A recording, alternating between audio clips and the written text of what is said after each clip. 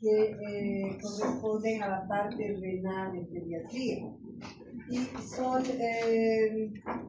entre la patología más prevalente, digamos, que puede presentarse dentro de la pediatría, ¿no? La primera es ahora, que es glomerulonefritis aguda. Se me había dicho para que no esté. Es glomerulonefritis aguda, que me imagino han llevado glomerulonefritis, síndrome nefrótico en renal, ¿verdad? ¿Sí? Tal vez el tema que va a ser nuevo para ustedes, o tal vez ya, porque ahora ya están llevando, es el síndrome hemolítico. ¿Llevaron? No llevaron.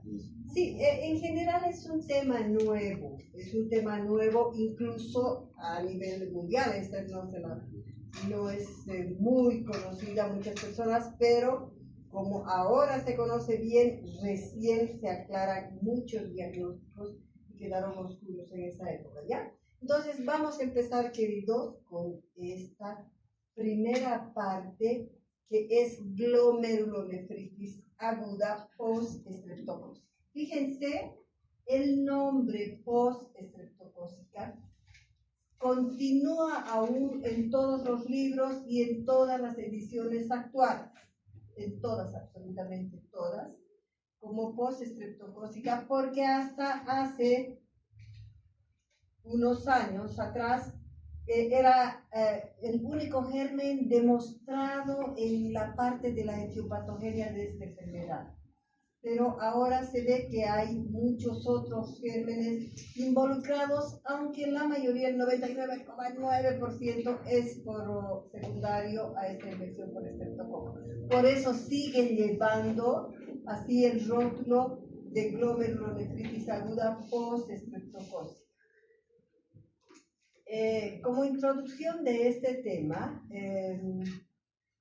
tenemos que decir que el órgano, esta es una enfermedad autoinmunitaria, no es infecciosa, no es el estreptococo directamente que lesiona, es una enfermedad autoinmunitaria en la mayoría de las situaciones, y el órgano de choque es el glomérulo, ¿ya? Entonces, esta lesión glomerular puede ser resultado entonces de alteraciones inmunológicas que en pediatría son las más frecuentes. En forma rara, puede haber glomerulonefritis que tengan su origen en algún problema genético de herencia, o tal vez a veces alteraciones de la coagulación que son extremadamente raras. Entonces, nuevamente repetimos, la reacción inflamatoria es secundaria a este proceso inflamatorio inmunológico, que como en todo proceso de inflamación, fíjense, entra a formar parte del sistema del complemento, ¿no es cierto? ¿Se acuerdan del complemento, no? Y que con sus dos vías, la vía clásica y la vía alterna. Ambas vías, si se acuerdan ustedes que era la cascada del complemento, más o menos como la cascada de la coagulación, ambas vías del complemento terminan en el C3 o complemento 3. Y este C3 es el que produce las anafilotoxinas, que son, digamos, las que hacen la reacción directa, inmediata, y que en última instancia, ¿qué es lo que va a producir en el tejido inflamado? En este caso, en el glomérulo, va a incrementar la permeabilidad capilar. Entonces, chicos, yo les quiero preguntar, ¿cuál es la unidad básica funcional del riñón? La nefrona, muy bien, la nefrona. Entonces, nada más para que se orienten un poquitito, vamos a recordar esto de la nefrona, que prefiero que sea así. A ver.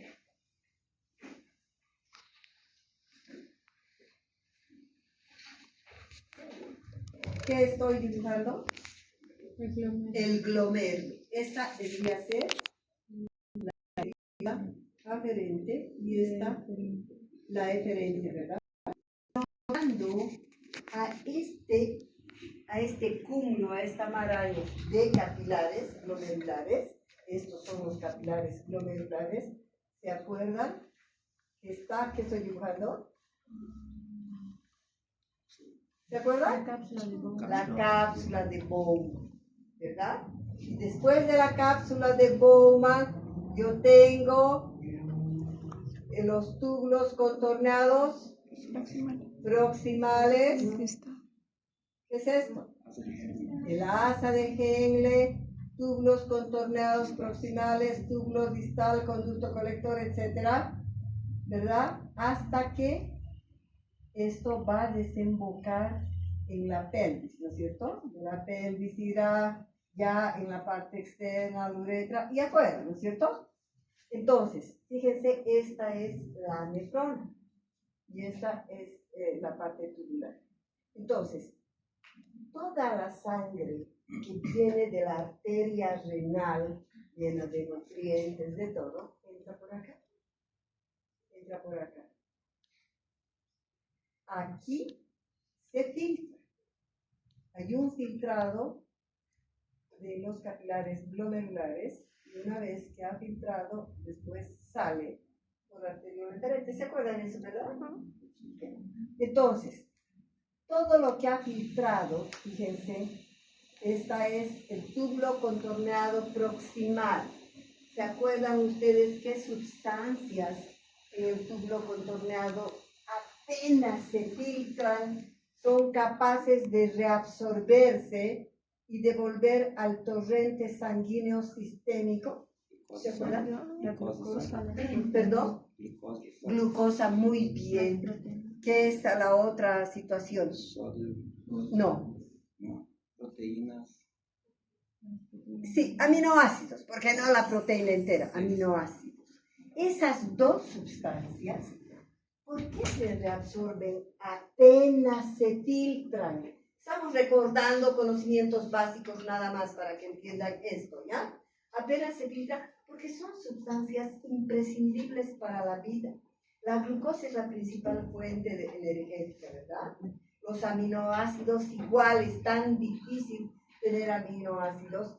Y el resto, agua, electrolitos, sodio, todo lo que ustedes quieran, avanza y de acuerdo a necesidad se reabsorbe. Pero generalmente el agua está más en la parte del túbulo distal, túbulo colector, conducto colector, ¿no es cierto? Ahí casi al final, porque permite que haya un cierto caudal de orina, si quieren, de líquido para que pueda filtrar. Y de acuerdo a necesidad se filtrará. Y entonces, de aquí, chicos, ¿qué cosas se filtran de la sangre? Porque es del tubo. ¿Qué cosas se filtran en condiciones normales? Casi todo lo del plasma, ¿verdad? Casi todo. Se filtra agua, glucosa, aminoácidos, calcio, magnesio, potasio.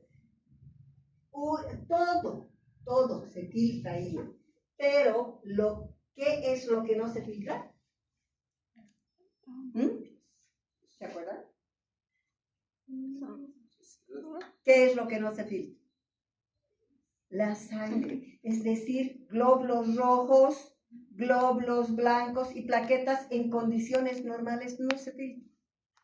No se filtran. Ni las proteínas grandes tampoco se filtran. No pasa. Los aminoácidos sí, que son cosas pequeñísimas, ¿verdad? Eso sí puede filtrar. Entonces, aquí no se filtra en condiciones normales.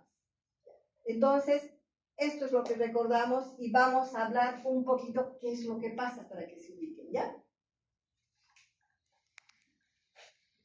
Entonces, al hablar de la glomerulonefritis aguda, esta es considerada un síndrome y ustedes ya saben lo que es un síndrome, ¿verdad? ¿Qué es un síndrome? Conjunto de síntomas y signos. Es un conjunto de signos y síntomas que pueden presentarse tal cual como un síndrome o puede ser parte de una determinada enfermedad, ¿no es cierto? En este caso es un síndrome esto, puede estar en enfermedades sistémicas, puede estar el síndrome nefrótico como parte de la sífilis, ¿verdad? Es parte de la enfermedad principal es la sífilis, pero el síndrome nefrótico puede ser componente de eso. Entonces, para que nosotros hagamos el diagnóstico de una glomerulonefritis, fíjense que esta es una enfermedad muy fácil de diagnosticar, muy fácil. Es una de las patologías, así que nadie se puede equivocar, siempre que ustedes aprendan qué cosas hay en la glomerulonefritis, porque si ni sospechan no van a diagnosticar nunca, ¿no es cierto? Aunque sea facilito. Entonces, en este síndrome, fíjense, hay ciertas situaciones, hay pilares diagnósticos y hay características propias de la enfermedad. Entre ellas tenemos que esta tiene un inicio súbito, brusco, de la noche a la mañana, de la noche a la mañana. La madre llega casi con el diagnóstico, ni tanto, no dice de glomerulonefritis, pero dice, parece que tiene un problema renal, ¿no? Porque se acostó el niño bien, y al día siguiente aparece con los ojos hinchados, y cuando amanece un niño con los ojos así edematizados, los padres dicen, oh, es un problema, la mayoría, pues más o mejor nivel, dicen, está enfermo de los riñones, y algunos dicen también del corazón, ¿no es cierto? Asumen como es, y se asustan, y casi siempre lo traen. Además, tiene por eso un inicio súbito o brusco que se caracteriza por la presencia de edema. El edema es un pilar diagnóstico. Hay oliguria. ¿Qué quiere decir oliguria?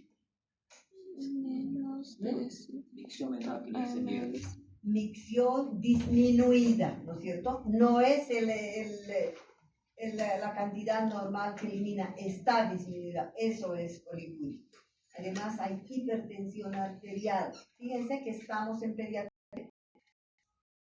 A veces es más fácil que nosotros calculemos o veamos hipertensión arterial, porque este cuadro se presenta casi siempre, en la gran mayoría, en niños grandes y en adolescentes. Ahí va hasta los 15 años, digamos, es la edad de mayor presentación. Hay alteraciones del sedimento urinario. La orina se centrifuga, ¿no es cierto? Hay un sedimento y eso miran al microscopio y ahí se puede encontrar presencia de glóbulos rojos, es decir, sangre. A esto se llama hematuria, ¿no es cierto? Hay cilindruria. ¿Saben lo que son los cilindros, no? Los cilindros hemáticos son esta fila de glóbulos rojos que se hacen. A veces proteinuria, pero es lo menos importante, no es pilar diagnóstico la proteinuria. La hematuria con cilindruria sí, lo que está en negrilla. Hay hipocomplementemia. Y la otra característica, es decir, el complemento se consume debido a que hay esta reacción inflamatoria ahí, o el uso del complemento que hay en el cuerpo. Por lo tanto, baja el nivel de complemento. Hay regresión espontánea y pronóstico benigno. Es decir, que pasan sin que uno haga muchas grandes cosas, pasa espontáneamente. Y el pronóstico en la gran mayoría es benigno. Si bien puede ser aparatoso, pero en términos generales la gran mayoría evoluciona en forma benigna. La etiología, cuando hablamos de etiología, se habla de que la forma más conocida de la glomerulonefritis es la post-estreptocócica. Les he dicho que es lo más frecuente, incluso sigue el título así porque se pensaba que solo el estreptococo era capaz de desencadenar. Entonces, el estreptococo comprometido acá es el estreptococo hemolítico del grupo A. Pero saben ustedes que hay infinidad de cepas del estreptococo, ¿verdad? Chicas, ya no tienen que venir a esta hora. Es que no es la primera vez. Todos, fíjense, son media hora de retraso. Entonces, De esta cantidad de estreptococos que existe, hay algunas que son mucho más frecuentes para producir la glomerulonefritis, y a esas se llaman cepas nefritógenas, es decir, que tienen la capacidad de poder alterar la parte estructural del riñón. Entonces, estas son las cepas las más comunes, la 12, la 4, la 25 y la 60. Hay más cepas nefritógenas, pero estas son las más frecuentes. Excepcionalmente, fíjense, excepcionalmente, ya mencioné el libro en la actualidad, esta glomerulonefritis puede ser secundaria a otros gérmenes, a muchos gérmenes. Entre los más comunes de la poquita incidencia, demostrados, son el estafilococo, el neumococo, salmonela, algunos virus y parásitos. Fíjense, los más conocidos en mayor cantidad, ¿cierto? Pero la incidencia es recontra baja de estos. ¿Cómo es la fisiopatología? Si yo quiero entender la fisiopatología. Entonces, en primer lugar, tenemos que grabar mucho más, que hemos dicho que es una enfermedad inmunológica producto de la reacción antígeno-anticuerpo, ¿cierto? Producto de este fenómeno inflamatorio de la reacción inmunológica. Y en la fase aguda, en la fase inicial de la glomerulonefritis, la función renal se altera. ¿Qué pasa? Este filtrado, el que filtra del glomérulo a la cápsula de Bowman, la velocidad de filtración glomerular disminuye y también disminuye en términos generales el flujo sanguíneo renal. Entonces, incluso, fíjense, con la disminución del flujo sanguíneo renal, esta velocidad de filtración de por sí ya está disminuida, ¿cierto? Pero en términos generales, esa filtración está disminuida. Entonces, si nosotros miráramos este glomérulo, los capilares glomerulares, veríamos que no son normales si vemos al microscopio, sino que tienen una apariencia del proceso inflamatorio, es decir, en el proceso inflamatorio sabemos que hay edema, hay fenómenos de vasodilatación, estos capilares están obliterados, doblados, el lumen está terriblemente reducido, ¿verdad? En todo esto hay proliferación celular, aparte que me disminuye todavía muchísimo más el lumen del capilar glomerular. Pero, sin embargo, si los capilares glomerulares están, digamos, afectados, la porción tubular que es tan grande, desde el túbulo contorneado proximal hasta el distal, túbulo colector, conducto colector, todo eso está normal. O si no está normal, está una nada alterado, pero funciona a la perfección esa parte.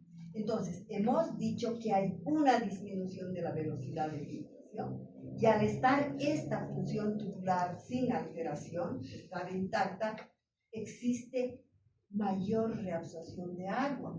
Es como ocurre en nuestro cuerpo con retroalimentación negativa, ¿verdad? Si está percibiendo el cuerpo que se está filtrando poco, piensa que hay un problema y entonces dice, mejor me preparo y devuelvo todo esto. Entonces hay mayor reabsorción. ¿Se ubican, no?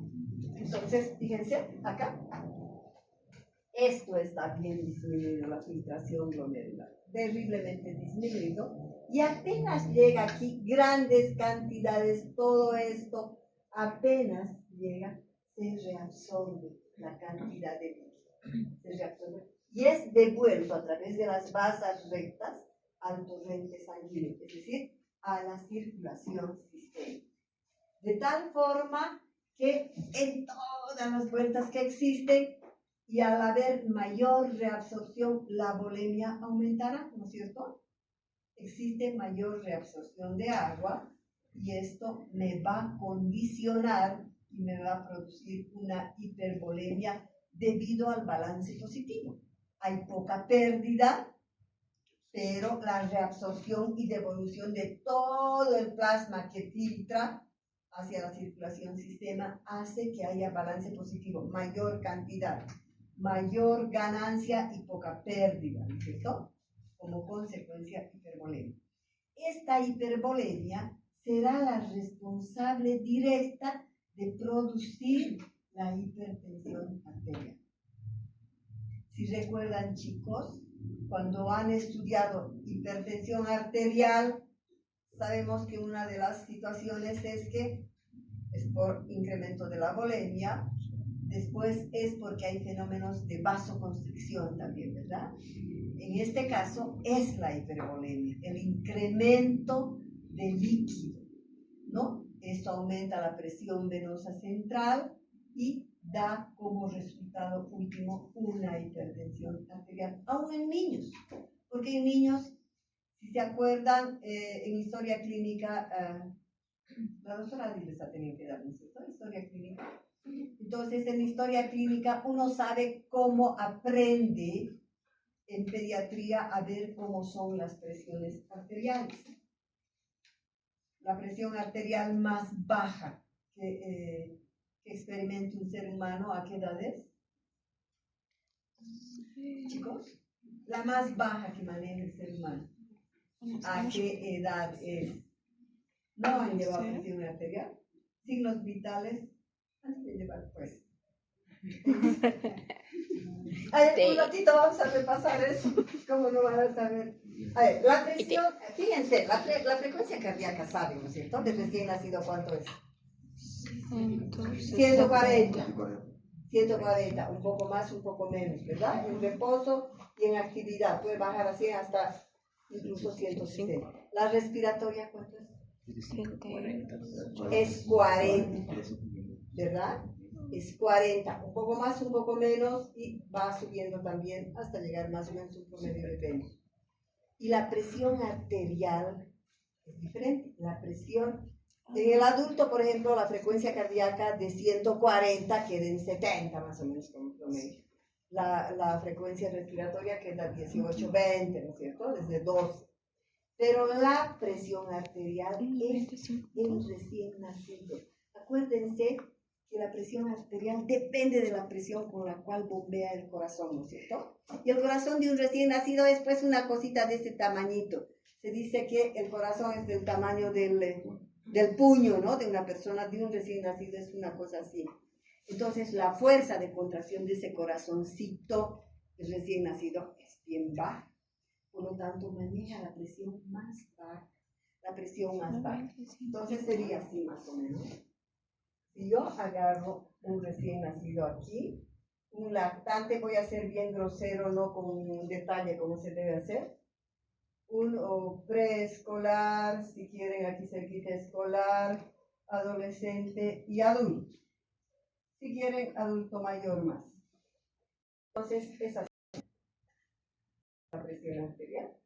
Aquí yo puedo encontrar presiones arteriales tan bajas como 70-35, 70-40. En un lactante puedo encontrar 80-45 o 40. El preescolar y escolar más o menos que están brindando porque tienen para cada uno, ¿no? Pero yo los voy a sacar casi promedios, como 90-50. En adolescentes ya va acercándose a la presión normal, va como 100, 60 más o menos. Aquí en adulto yo tengo los 120, 70. En adulto mayor, ¿cuánto es? 140 hasta 90 podría ser. Aunque últimamente esto se lo disminuye ya a 85, ¿no? Pero en la mayoría de los libros decían hasta 90, un viejito porque ya tiene las arterias. Entonces, fíjense esto. Si yo encuentro entonces en un escolar que debería ser esto, encuentro esta presión, chicos, uno de 10 años así, si encuentro esto, si yo no sé esto, no voy a decir, si soy un ignorante, voy a decir, está bien, 120-70. es una hipertensión. Por eso que hay tensiómetros, que son unas cajitas de pediátricos que tienen manguitos desde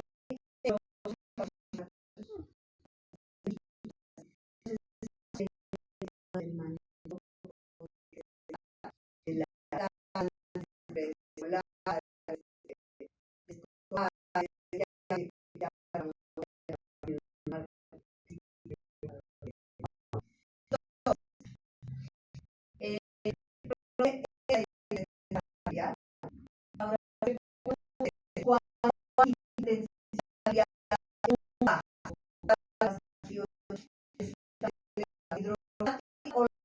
hipnótica, que las dos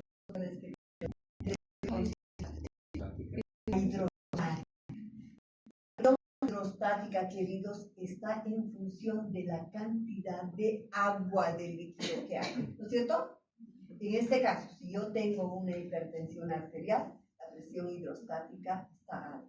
Y cuando la presión hidrostática está alta en el capilar, ¿qué pasa?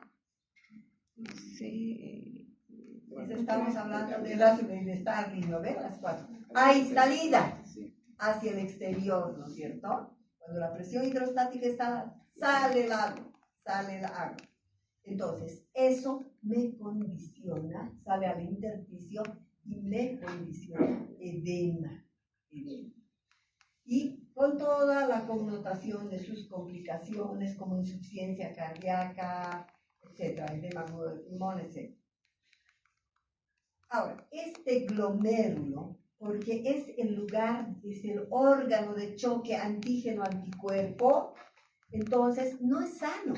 Estos capilares no están sanos, están edematosos, están alterados, por lo tanto, hay fenómenos de vasodilatación de todo, están alterados, están lesionados y permiten el pasaje de glóbulos rojos. ¿Ya? Y eso le da lugar a la hematuria. Ahora, la cilindruria, ¿qué es? Estos capilares están tortuosos, con el lumen bien reducido y se ha filtrado sangre allá adentro, glóbulos rojos. Entonces no puede circular tan fácilmente, se tranca en una de estas cosas. Y encima de este se apiña otro glóbulo rojo y se hacen verdaderos tubos así, que con esfuerzo circulan, con gran esfuerzo. Y sale una pila así de glóbulos rojos. Eso es la cilindruria. Son los cilindros hemáticos, ¿ya? A veces puede haber proteinuria, dice. Y también en este cuadro existen criterios de infección, particularmente del estreptococo, los criterios clínicos que tienen que haber el antecedente de una infección, ¿verdad? Por estreptococo. Entre los más conocidos, la escarlatina, ¿verdad? Esta que produce piel de gallina, amígdalas membranosas, pultáceas, signo de paz, y todo eso que probablemente han llevado o van a llevar. El impétigo, que son lesiones ya por estreptococo, que muchas veces aparecen como una piodermitis, un granito se infecta y va brotando por todo lado, los niñitos aquí alrededor de la cara o en la nariz, y luego se disemina y hace verdaderas pústulas con secreciones mielicéricas, como es del estreptococo, ¿verdad? Una estreptococo. Entonces, esto es, y las amigdalitis o abscesos dentarios también. Los criterios bacteriológicos, tiene que haber un crecimiento de por lo menos 10 colonias de hemolíticos del grupo A. Tiene que haber. Y los serológicos se testean los títulos de anticuerpos, las antiestreptolicinas. No es el estreptococo directamente que me va a producir la enfermedad, sino es su toxina, ¿verdad? Y hay una especie de reacción a esa toxina. Por eso se forman las antiestreptolicinas, que deben ser iguales o mayores a 333 unidades TOT. Hay otros que no me acuerdo muy bien cómo se llama el método, que titula 100, pero para determinar estas las antiestreptolicinas. ¿Cómo es la epidemiología de la glomerulonefritis aguda? Es más frecuente en escolares y en adolescentes. Entonces, fíjense, el grupo más frecuente es de 9 a 15 años. O sea, son niños grandes. Son niños grandes. Así es la presentación de esta enfermedad. Ataca más a niños más grandes.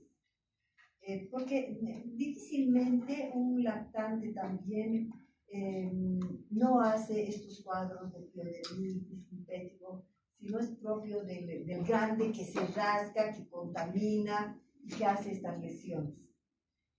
Pero no es la causa, pero puede ayudar, pero no se sabe muy bien, es más propio de esta edad, ¿ya? El 95% se presenta en menores de 15 años, sin embargo, se han descrito que alguna vez pueden iniciar raro, a los 2 años. Lo típico es de niños grandes. Hay predominio del sexo masculino, tampoco yo te puedo decir cuál es la razón por la que va a ser más frecuente en hombres, ¿no? Más frecuente y secundario a lesiones cutáneas, y más frecuente en familias pobres hacinadas. Es mucho más frecuente. La glomerulonefritis casi es propio de esto. Por ejemplo, de gente que ha venido del lado de Potosí, de Oruro, de esa gente pobre que vive en las alturas. Ahí no hay agua, no hay comida, no llueve, y solamente viven del producto que tienen en la época de lluvias. Entonces, si hay sequía, es grande para ellos. Ellos migran en general. Los adultos se van al Chapare, van ahí, porque ahí es un poco más fácil que consigan. Como culturalmente no tienen ni agua ni nada allá, no es, digamos, que ellos se bañan diario como nosotros, porque ni tienen agua para tomar. Entonces, vaya, les pique el mosquito y ellos se rascan. Y así es como entra la piodermitis, ¿no es cierto? La piodermitis que luego se impetiginesa, se desarrolla más y es más grande.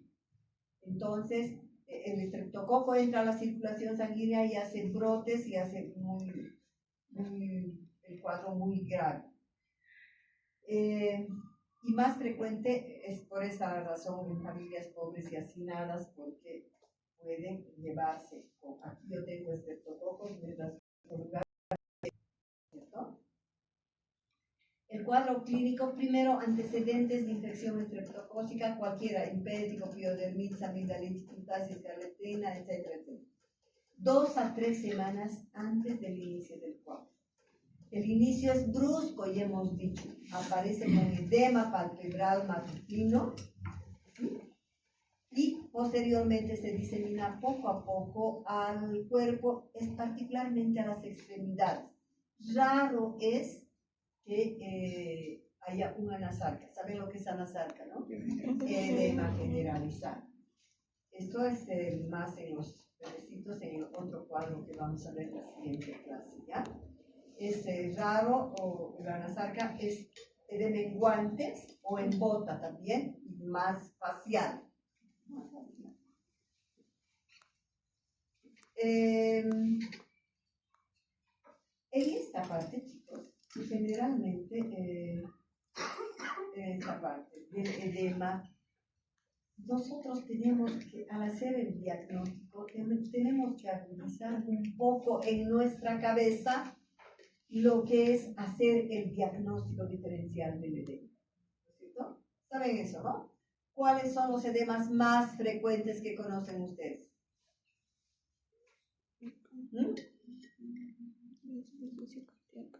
Chicos, el renal, este que estamos viendo, ¿y qué otro edema? Insuficiente cardíaco. El cardíaco. ¿No es cierto? No digan insuficiente cardíaco, porque diferentes patologías cardíacas el cardíaco.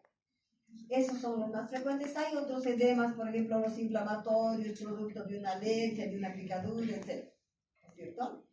Pero si yo hago entre, por ejemplo, estos dos que son más importantes, tengo que considerar, por ejemplo, desde la localización. El edema renal, ¿dónde se localiza generalmente al inicio? Es facial, es periodontal, como en este caso. Así, ¿verdad? Cuando es ya grave, el cuadro muy avanzado, va tomando más partes del cuerpo. El edema cardíaco, ¿dónde inicia? Los inferiores. Extremidades inferiores, ¿cierto? Es totalmente diferente. ¿El color del edema renal cuál es? No, Pálido, gracias. porque la mayoría de los procesos renales van acompañados de anemia, la insuficiencia renal, el síndrome nefrótico, aquí se está perdiendo sangre, van acompañados de anemia. En cambio, en el otro no. ¿De qué color es entonces el edema cardíaco? Millones, rojizo. Es cianótico, es azulado, fíjense, acuérdense que es medio negro, ¿verdad? Las extremidades inferiores.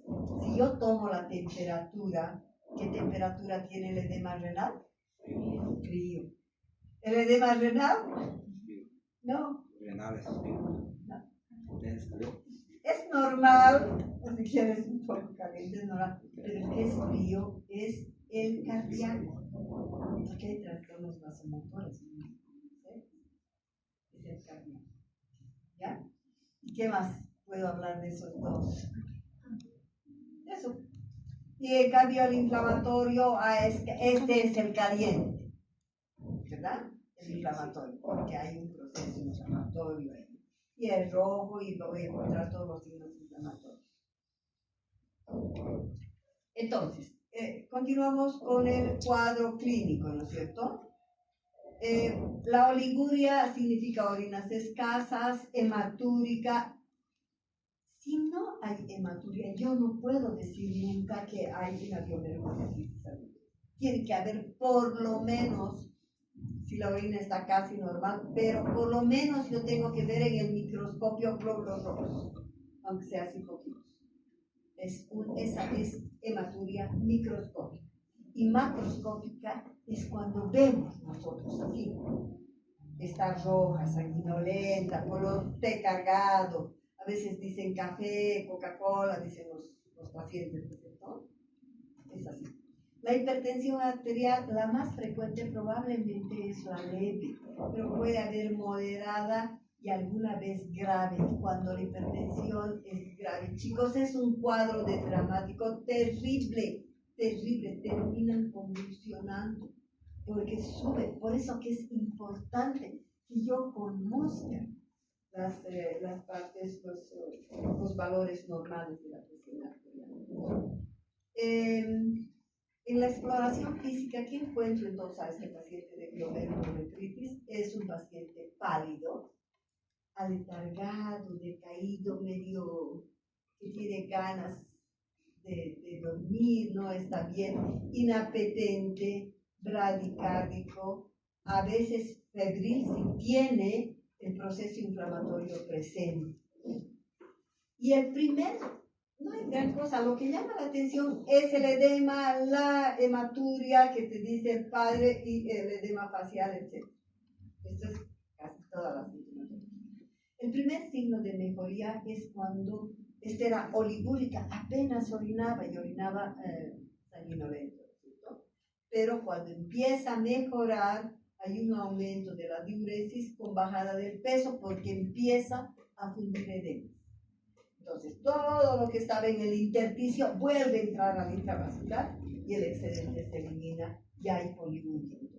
Luego de 24 a 72 horas hay una poliuria abundante con normalización de la presión arterial.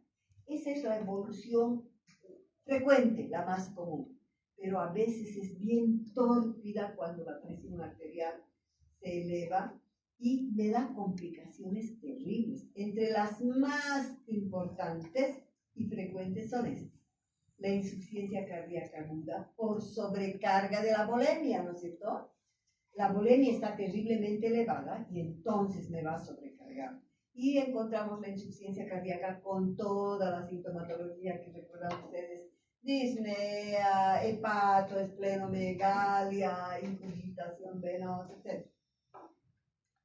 Y la otra es rara, pero es frecuente, es la encefalopatía perdón, estoy hablando mal. Si bien es rara esta, más rara que la insuficiencia cardíaca, la encefalopatía hipertensiva, pero es mucho más frecuente que la insuficiencia renal, ¿ya? Si comparo con eso. Las dos primeras son las más frecuentes complicaciones. La que es rara es la insuficiencia renal, aunque el problema esté en riñones, pero es raro. Entonces, en la encefalopatía hipertensiva sube la presión a veces tanto, porque otras veces son, la mayoría les he dicho, son leves las hipertensiones, pero cuando sube demasiado, el paciente llega a convulsionar. Y a eso se llama encefalopatía hipertensiva. Se caracteriza por cefalea, alteraciones visuales, convulsiones debido a la hipertensión o la hipervolemia. Y la renal, que es muy rara, y ahí cuando hay una insuficiencia renal yo tengo que sospechar esto y tengo que pedir todo el perfil que se hace en renal, ¿no es cierto? Urea, creatinina, filtrado por glomerular, potasio. El diagnóstico. El examen de laboratorio es el más simple, chicos. Un simple examen general de orina. Un simple examen general de orina. ¿Ya? En este examen general de orina yo voy a encontrar todo esto que hemos hablado. Hematuria con cilindruria, ya es directamente. En el sedimento puedo encontrar glóbulos rojos, glóbulos blancos, cilindros, a veces proteinuria, no siempre. El hemograma, como se está perdiendo grandes cantidades de sangre por riñones, hay anemia normocrómica, normocítica, con disminución de la hemoglobina y el hematocrito, y también porque hay una disminución de la eritropoyetina y de la ferritina.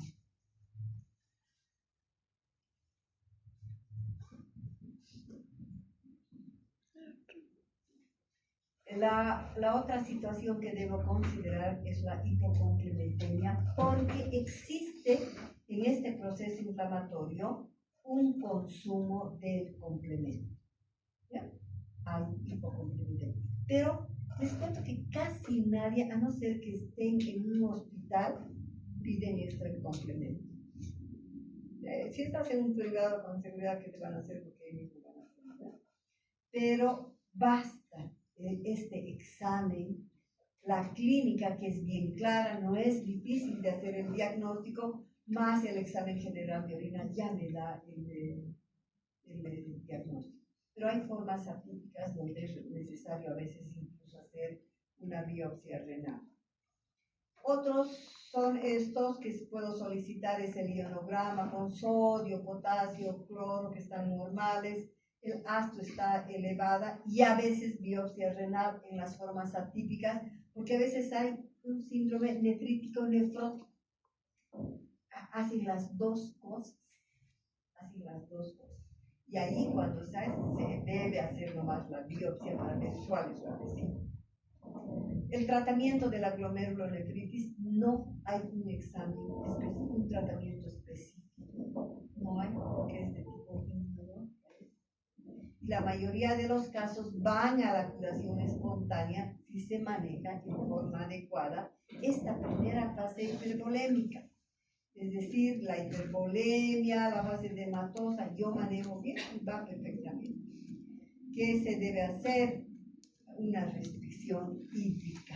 Es decir, el agua. Como hay hipervolemia en estos casos, yo debo restringir el líquido a requerimientos basales.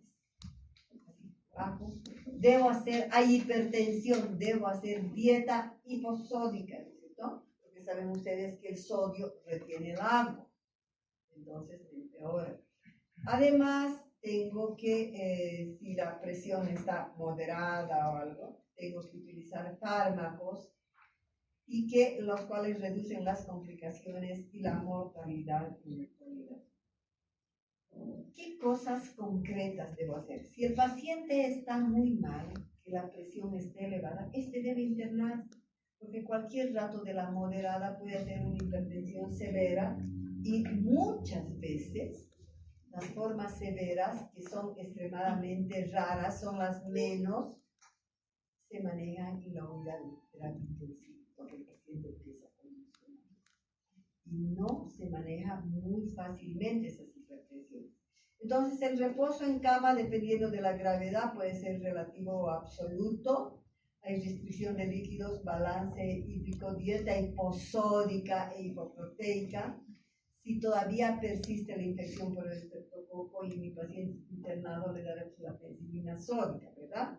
Pero si no, si está afuera, ambulatorio, está bien, que son la mayoría, puedo recibir derivados de la penicilina, amoxicilina o eritromicina, que la agarran muy bien al cierto. En la hipertensión arterial, puedo utilizar la furosemida, es el famoso Lasix, ¿no es cierto? La furosemida. Si es leve, incluso se utilizan las tiazidas, el tiazin-K, estos, que son los más suaves, son bioral. En cambio, la furosemida ya es por la vía endovenosa y se utiliza en la forma moderada y grave de la glomerulonephritis. Para la hipertensión moderada, 5 miligramos kilo peso dosis. Para la grave se maneja hasta 10 miligramos, que son cantidades bien grandes. Pero si no responde, si el paciente está por convulsionar y la presión no baja, aún con la furosemida, yo tengo que pasarlo a terapia intensiva. Y se utiliza en terapia intensiva el nitrocruciato de sodio. Y se utiliza con el médico ahí sentado a su lado. Porque eso es por goteo. Si yo lo dejo un rato y se ha pasado el goteo, el paciente me baja la presión arterial y puede morir de hipotensión así grave, hacer una parada cardíaca. Por eso esto es de uso exclusivo en la unidad de terapia intensiva. Nifedipino ya saben ustedes que está controvertido su uso, ¿no es cierto? Porque también hace bajadas terribles de la presión arterial, y el nifedipino antes se utilizaba sublingual, póngase debajo de la lengua, y los pacientes quedaban a veces, les bajaba una barbaridad. Entonces se ha restringido esto mucho, ¿no? Y creo que eso es todo, chicos. ¿Tienen alguna pregunta? Ese era del tema.